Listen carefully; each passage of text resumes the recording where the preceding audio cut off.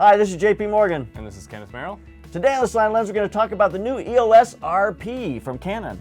Yeah. Actually, we're going to talk about the specs because we don't have the camera yet. I wish we did. I do too. I'm really excited about this camera, mostly because I really like Canon cameras, but they're always overpriced and under-spec'd.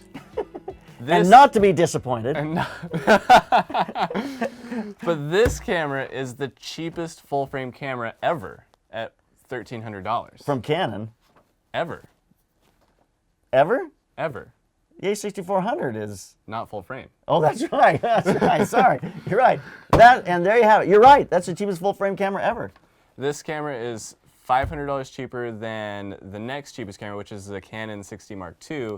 And that, you know, the next competitor up, just ignore the 60 Mark II. The next competitor up is the A7 III, which is $2,000. Yeah. So you're going to save $700, and here's what you get. You have a 26 megapixel sensor, which is a slight edge over most of those other lower end full frame cameras. I mean, it's like so slight. But it is an older sensor. It's the old 60 Mark II sensor, so the dynamic range isn't going to be as good probably as like the A7 Mark III or the Z6. Yeah, it's not going to be near as good. So you're gonna, that's a trade-off there. You take a hit on that. Yeah, it's interesting they're using old technology on that sensor. It's just, I don't understand it.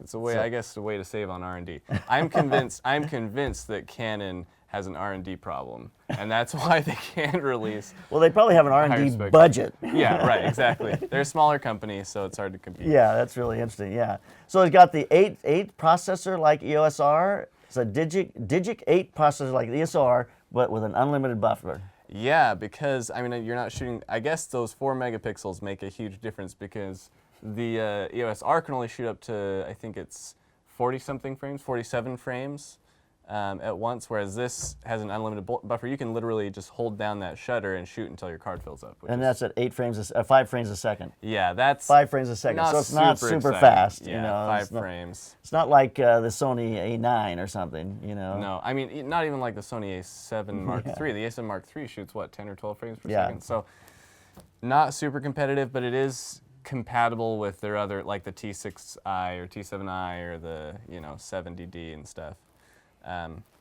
When you say you have a battery life of 250 shot battery life, that is not very good. Not very good. That's a downside here. I thought we already went through this with the Sony, first generation Sony batteries. That stop putting inferior batteries in cameras. I would guess the battery life is going to be a huge problem with this camera. I think it's because the body is so small on this from the pictures. It just looks like tiny. You know, I had a guy who was holding it in the palm of his hand. So they're trying to get that compact, body and fit everything into this tiny space, and then you have to use a tiny little battery, and it doesn't last very long. Well, the A6400 really has that small battery as well. It has that original battery that was in the Sony, A7R2, and A7S. So I guess you're right. It's got a small body, got to have a small battery, but it's going to be a little bit, it's just not going to be as great as it needs to be.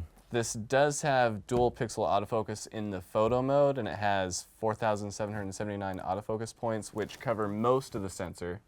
It's side to side, not quite top to bottom. It's not that much less. The R has 5,000 something autofocus points, so not that much less.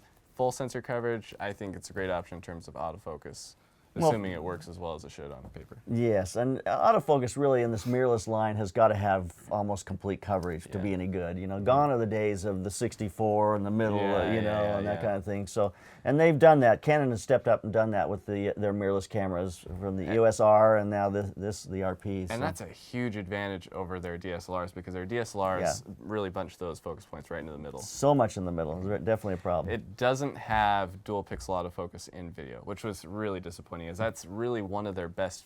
They don't have a lot of good video features, but the dual pixel autofocus is the best one. It beats everybody else out. It's incredible, actually. I was very disappointed to see that. But they do have the eye autofocus in video if you're using the phase detection or whatever. And they have the eye autofocus in photo, which is really great. I love that they've implemented that to compete with Sony and Nikon.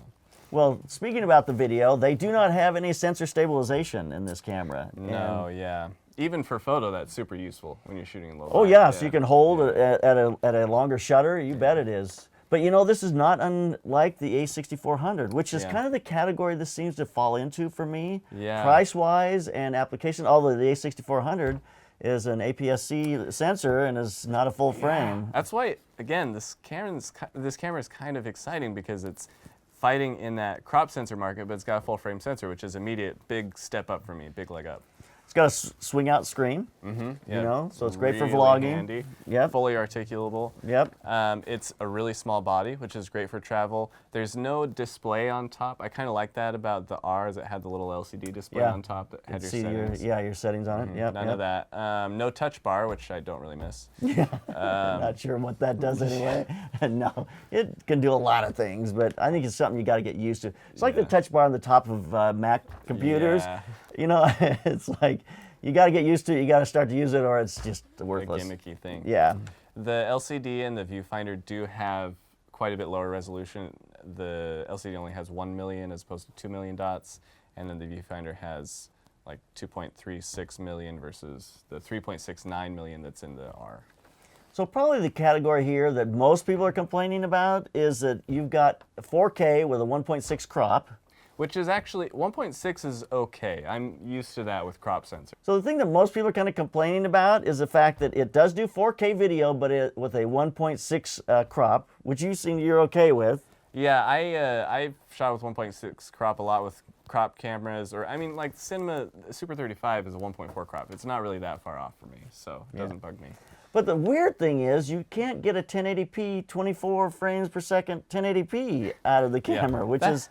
I guess they're figuring, well, everyone's going to just be using this on the internet and vlogging and... I don't understand. It's the weirdest, because, you know, when the R came out, it's like, okay, great, we have 4K video, or, you know, or the 5D Mark IV, it's like, great, we have 4K video, but it's cropped, so if I want to shoot full frame, you're forcing me to shoot 1080p. But now they've taken it a step further, where it's like, if I want to shoot full frame, I have to shoot 1080p, and then I can't shoot 24 frames per second. It's just so mind-boggling. They'll fix that. That's a firmware update that'll fix that. They've got to fix that. I can't imagine they wouldn't, but who knows? Since when has Canon fixed anything that they've done? In the firmware, yeah.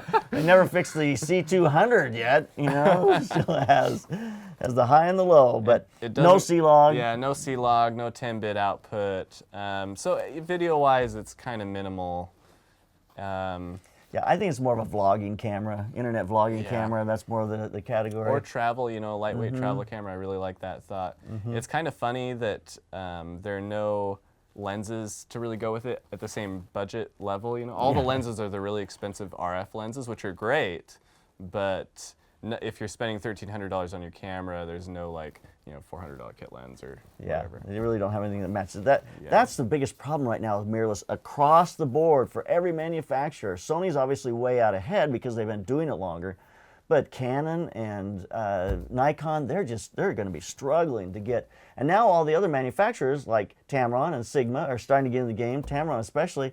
And they're going to need to get in that game because people have bought into the mirrorless. That's where it's going, and now we need the lenses to support it. We really do. Absolutely. I'm really excited about this camera. I can't wait till we can try one out because, yeah, just a full-frame camera at $1,300. It's like the first Canon camera I'd feel good buying in 6 years. Wow, Kenneth is really on board. I'm looking at this camera going, I don't know. But we'll test it out and we'll see how it does. I want to compare it to the A6400. I think that would be a natural thought. Funny. I think it's definitely different in the sensor range, but there you go. All right, so there's a new release from Canon, the RP, mirrorless. And Canon always does this. They got their kind of middle of the road. Now they got a little dumbed down version, and who knows what's going next by the end of the year. So, all right, keep those cameras rolling. And keep on clicking.